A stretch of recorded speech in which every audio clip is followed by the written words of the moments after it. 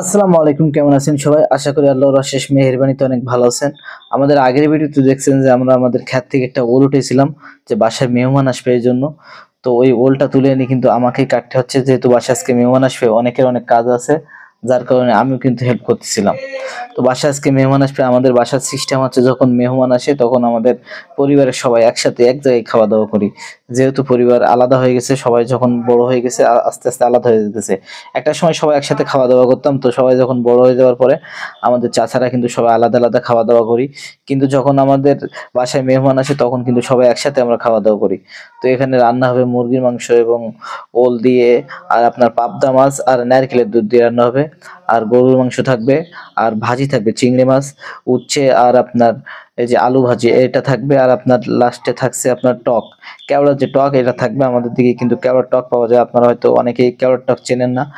সমুদ্র আপনার সুন্দরবনের একটা ফল কেওড়া, এই কেওড়া টক কিন্তু আমাদের দিকে পাওয়া যায় আর খুব চাহিদা এই সময়। তো গরুর গোশগুলো নিয়ে যাচ্ছিলাম ধুতে। তো আমাদের কল আছে এবং আমাদের পুকুর আছে, পুকুর থেকে কিন্তু ধুই, কারণ কলের পানিতে আয়রন থাকে একটু, যার কারণে আমরা আমাদের রান্নার যত কাজ আর সবকিছু কিন্তু বেশিরভাগ আমাদের পুকুর থেকে ধোয়া হয়। আর যেহেতু আমাদের আজকে কোনো খামারের কোনো কাজ নেই, ঘেরের ভিতরে কোনো কাজ নাই, যার কারণে আজকে আর যেহেতু মেহমান আসে বাসায়, এজন্য আমরা সবাই কিন্তু হেল্প করতেছিলাম। তো রান্না বাড়া ফুল শেষ করে তারপরে কিন্তু আবার আমাদের কৃষি কাজের যে কাজগুলো সেগুলোর ভিতরে জয়েন দিতে হবে। তো এখানে দেখতে পাচ্ছেন যে নারকেল আছে, নারকেলগুলো কুড়ায় তারপরে দেখা যাচ্ছে নারকেলগুলো এ করে এখান থেকে কিন্তু ওলের ভিতরে দেবো। আর রান্না কিন্তু ইতিমধ্যে বসানো হয়ে গেছে, সবাই কিন্তু সবার জায়গা থেকে হেল্প করতেছে। আর এই সাইডে দেখতে পাচ্ছেন আমাদের যে পেঁয়াজগুলো কষানো শুরু হয়ে গেছে, মুরগির মাংসগুলো কষানো শুরু হয়ে গেছে, একটা একটা সাইডে এক একটা রান্না শেষ হয়ে যাচ্ছে। তো আমাদের ওই সাইডে যে মাটির চুলো আছে ওইখানে কিন্তু কিছু রান্না চলতেছে, মুরগির মাংসগুলো নিয়ে ওই সাইডে রান্না হচ্ছে। আর এই সাইডে তো দেখাইছি যে ঘরের ভিতরে কারেন্টের চুলো আছে, ওইখানে কিন্তু আলাদা রান্না হচ্ছে। যেহেতু রান্না অনেক, এই জন্য এক জায়গায় রান্না করে কিন্তু শেষ নামানো যাবে না। আর আমাদের আজকে রান্নাতে দেরি হয়ে গেছে, বর্ষা হচ্ছিল সকালে, যার কারণে রান্নাটা দেরি হয়ে গেছে। আর সেটি দেখতে পাচ্ছেন উচ্ছে, চিংড়ি মাছ আর আলু দিয়ে যে তিতু ভাজিটা হবে, এটা কিন্তু ওই কারেন্টের চুলায় চড়ায় দেওয়া হয়েছে, রান্না চাপায় দেওয়া হয়েছে। আর এই সেটি রেডি আছে কিন্তু পাবদা মাছ, আর এই যে আপনার জাটকা ইলিশ বলে কি এটা বলে, আর এই কিন্তু অলরেডি ওলের তরকারি হবে। আর এটা এই সাইডে আপনাদের যে কেওড়া দেখাচ্ছিলাম সেই কেওড়াগুলো রেডি, এখনো অনেকগুলো রান্না শেষ করতে হবে।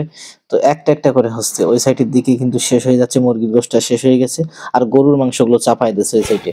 দেখতে পাচ্ছেন গরুর মাংসের কালারটা আসছে কত সুন্দর। মুরগির মাংস কিন্তু শেষ হয়ে গেছে, আর গরুর মাংসটা একটু বাকি আছে।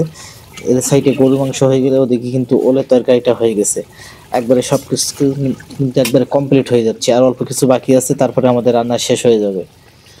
তো দেখতে পাচ্ছেন আমাদের রান্না ইতিমধ্যে শেষ। এই যে পাবদা মাছ আর ওলের তরকারি, আর সাইডে গরুর গোশটা দেখতে পাচ্ছেন। এই সাইডে কিন্তু ওলের তরকারিটা কালার আসছে আলহামদুলিল্লাহ অনেক ভালো, গরুর গোশটাও কালার সুন্দর আসছে আলহামদুলিল্লাহ। আর ওই সাইডে আছে মুরগির গোশ। তো আমাদের ৩-৪ রকম আইটেম। আর এই সাইডে যে ভাজিটা ছিল উচ্ছে, আলু আর চিংড়ি মাছ দিয়ে যে ভাজিটা ছিল, আর এই সাইডে আছে কেওড়ার টক, কেওড়ার যে খাটা, আর লাস্ট পাতে থাকবে টক, তারপর আপনার দই থাকবে। আলহামদুলিল্লাহ। আসসালামু আলাইকুম।